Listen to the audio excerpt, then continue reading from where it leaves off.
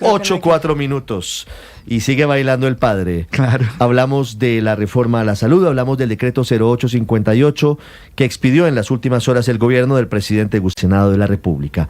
La doctora Olga Lucía Zuluaga es la directora ejecutiva de ACESI, la Asociación Colombiana de Empresas Sociales del Estado y Hospitales Públicos, que está presente en 17 departamentos del país. Doctora Zuluaga, buenos días. Muy buenos días, Ricardo, y a todos los oyentes. Doctora Zuluaga, ¿ustedes consideran que el gobierno sí está facultado para expedir vía decreto estas normas que modifican el sistema de salud de Colombia hacia un sistema predictivo y preventivo de las enfermedades?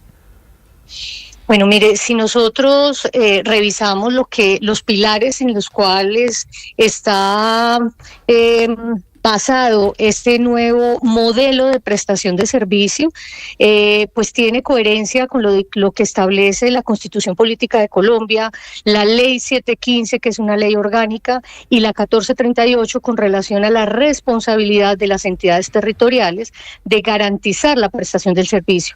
Nosotros no podemos desconocer que cada territorio, incluso dentro de cada departamento, existen diferencias con los municipios. Entonces, el generar unas políticas públicas a nivel nacional, cuando existe tanta divergencia en los territorios, de tiempo atrás, incluso en el gobierno anterior, recuerden que ya se venía hablando del modelo de atención territorial de salud.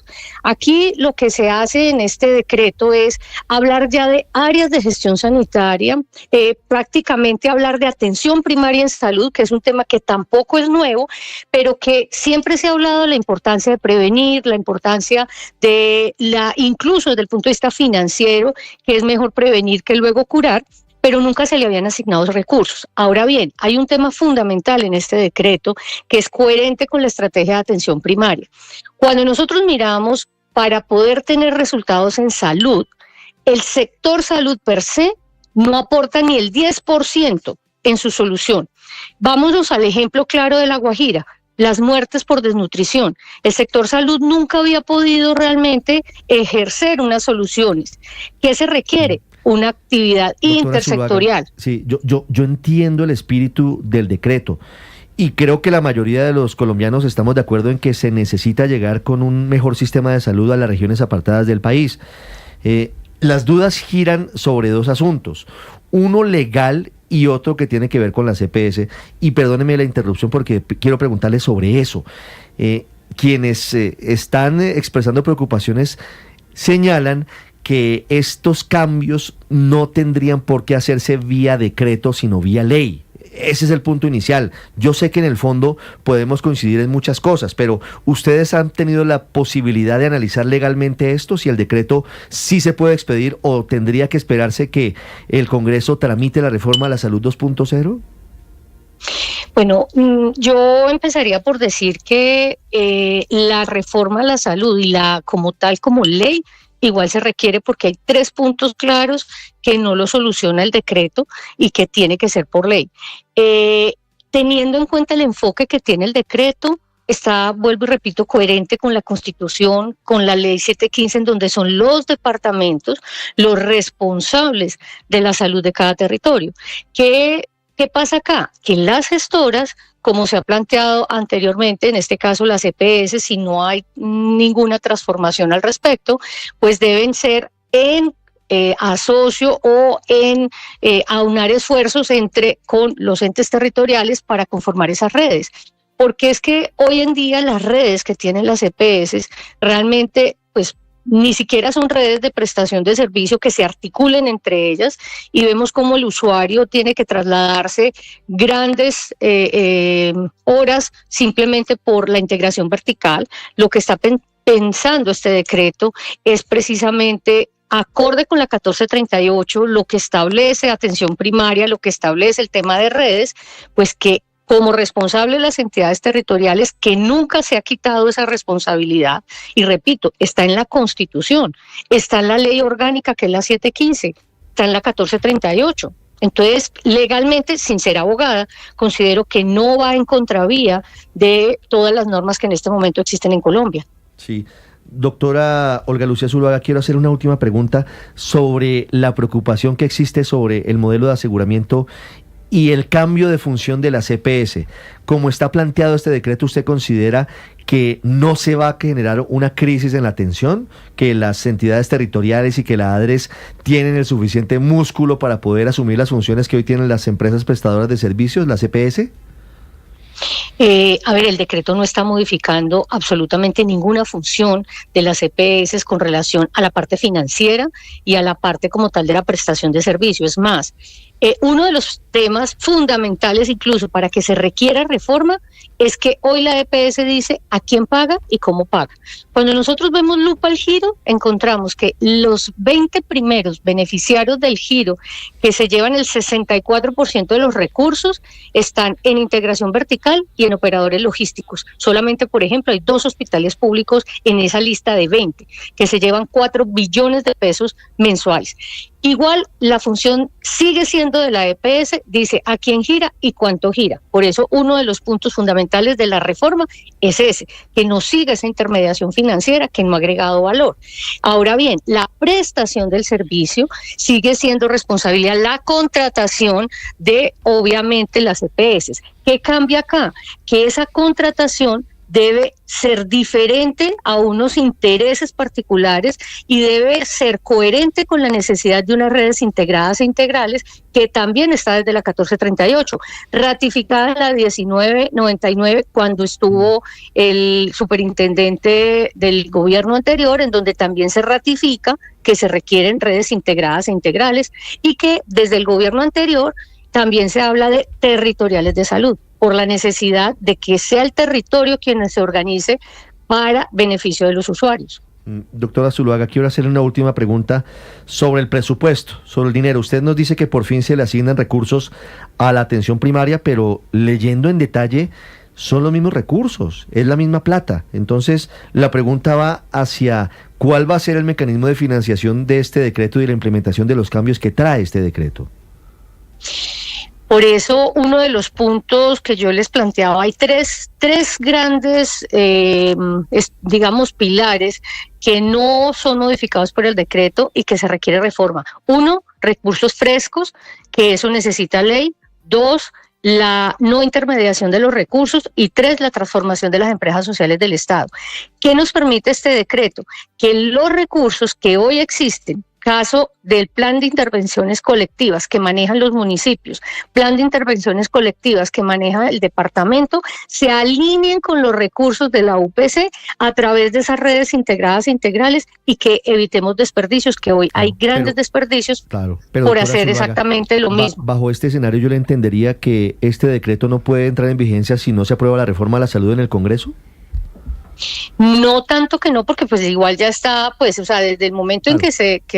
Pero es que usted me dice que los recursos deben surgir de una aprobación legal en el Congreso, y eso no ha pasado. Los recursos nuevos, para recursos nuevos, que son pero los para recursos actuales, que son importantes para poder, obviamente tenemos claro de que cuando hacemos atención primaria se generan mayores necesidades de población que no ha tenido nunca acceso, pero con los actuales recursos nosotros sabemos que el plan de intervenciones colectivas, que es los recursos que manejan las entidades territoriales, deben alinearse. Incluso uno de los objetivos del decreto habla precisamente de esa unión de esos municipios que son generalmente categoría 4, 5 y 6, que per se un solo municipio no le alcanza para el tema de salud pública, y que lamentablemente por eso a veces y por eso nos está generando o resurgiendo algunas enfermedades no transmisibles que ya estaban erradicadas,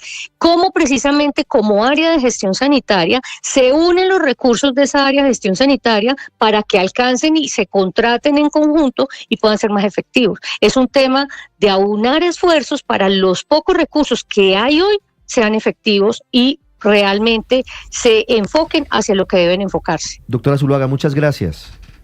Con muchísimo gusto, muy buen día para todos. Lo mismo para usted, 8:14 minutos.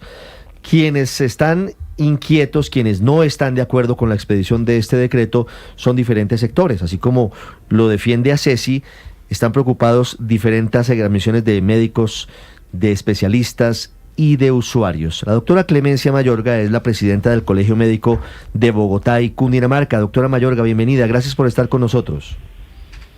Muchísimas gracias. Buenos días, Ricardo, a ti y a todos los oyentes. Doctora Mayorga, ¿cuáles son sus preocupaciones? ¿Cuáles son las alertas que se encienden desde el Colegio Médico de Bogotá y Cundinamarca sobre este decreto? Pues se encienden muchas alertas, Ricardo, primero en la narrativa y en el método del gobierno, porque es que llevamos 3 años oyendo al gobierno nacional decir que la reforma a la salud vía Congreso y una nueva ley es indispensable, proceso en el cual nosotros, profesionales de la salud, hemos participado, hecho propuestas y demás. Y ahora, después de 3 años, resulta que sale un decreto que, si tú lo revisas, básicamente tiene la mayor parte, diría yo, el 90% del contenido de la reforma vía decreto.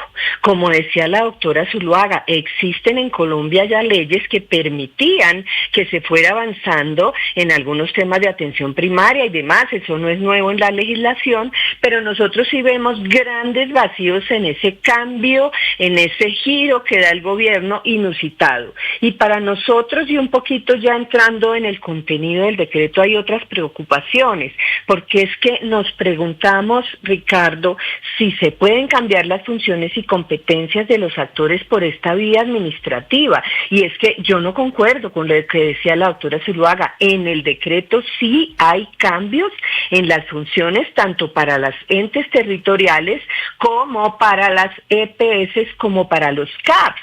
Y esos cambios se pueden hacer vía decreto. Nosotros tenemos serias dudas, estamos en el análisis jurídico, porque por supuesto tú entenderás, nosotros somos organizaciones médicas, pero hay muchísimas dudas al respecto. Adicionalmente, porque, por ejemplo, para entes territoriales se dan órdenes, pero órdenes sin recursos. Voy a poner un ejemplo concreto que nos afecta y podría decir a la ligera que nos alegra, pero no nos alegra si no hay recursos. Dice la sección 3ª del decreto que las entidades públicas formalizarán al talento humano en salud, pero no hay recursos nuevos.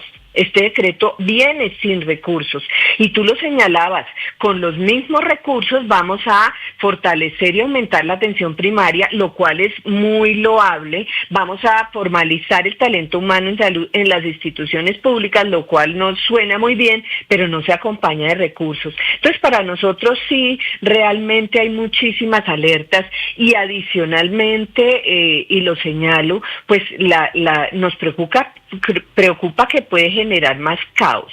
Por ejemplo, las personas vamos a tener una afiliación individual a la EPS que ya tenemos, pero además vamos a tener a una adscripción a un CAPS.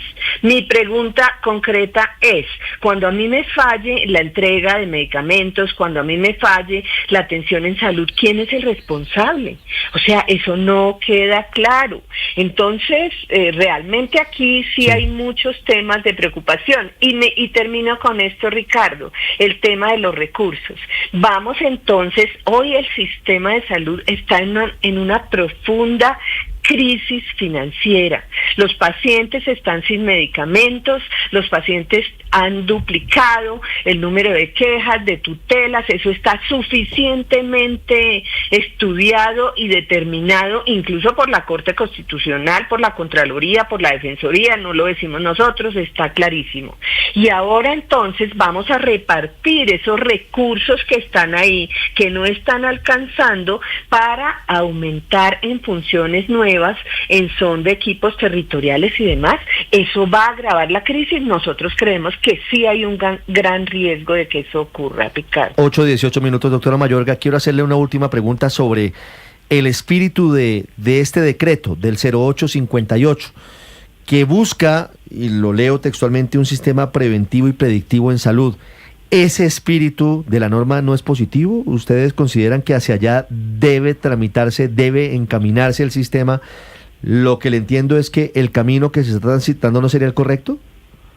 Exacto, es que el espíritu es adecuado, es que nosotros como médicos decimos siempre primero la prevención, por supuesto, pero ojo, Ricardo, eso hay que hacerlo técnicamente y acompañado de recursos para fortalecer la atención primaria, los equipos territoriales de salud, que son recursos que tienen que ser diferentes a los que hoy se atienden los pacientes, porque si hoy estamos en una crisis y vamos a tomar de la bolsa de los pacientes pacientes, que ya no está alcanzando la plata para fortalecer esto, entonces, ¿cómo van a quedar los pacientes? Esto no puede ser simplemente repartiendo de la misma bolsa, que hoy incluso, Ricardo, la Corte Constitucional, no somos nosotros, le ha dicho al gobierno nacional, le ha ordenado al gobierno nacional, recalculen, señores, esa UPC del año 2025, 24, 23 y 22, porque no está adecuada y el sistema está desfinanciado. Entonces es como si tú